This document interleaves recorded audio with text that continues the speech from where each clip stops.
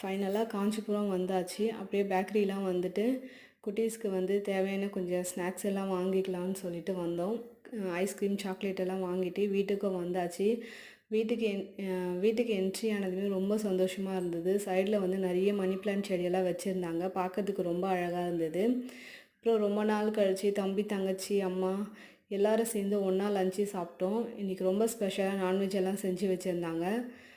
லஞ்செல்லாம் சாப்பிட்டு முடிச்சுட்டு அப்புறமா பாப்பா வந்து மாம்பழம் வேணும்னு கேட்டிருந்தான். பாப்பாவுக்கு வந்து மாம்பழம்லாம் கட் பண்ணி கொடுத்துக்கிட்டு அப்படியே ரொம்ப அரட்டை அடிச்சுக்கிட்டு ரொம்ப ஜாலியாக போச்சு. அப்புறம் வந்து பாப்பா வந்து ரொம்ப நேரமாக அந்த மாம்பழத்தையே பார்த்துக்கிட்டே இருந்தாங்க. கட் பண்ண விடவே இல்லை.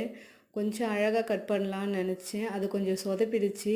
அதுக்குள்ளே பாப்பாவுக்கு வந்து மாம்பழம்லாம் கட் பண்ணி கொடுத்துட்டு நாங்கள் வந்து கேரம் போர்டு விளையாடலான்னு சொல்லிட்டு கொஞ்சம் காயினெல்லாம் எடுத்து வச்சுட்டு இருந்தோம். பாப்பா விளையாட விடவே இல்லை. இன்றைக்கி நாள் வந்து ரொம்ப ஜாலியாக போச்சு.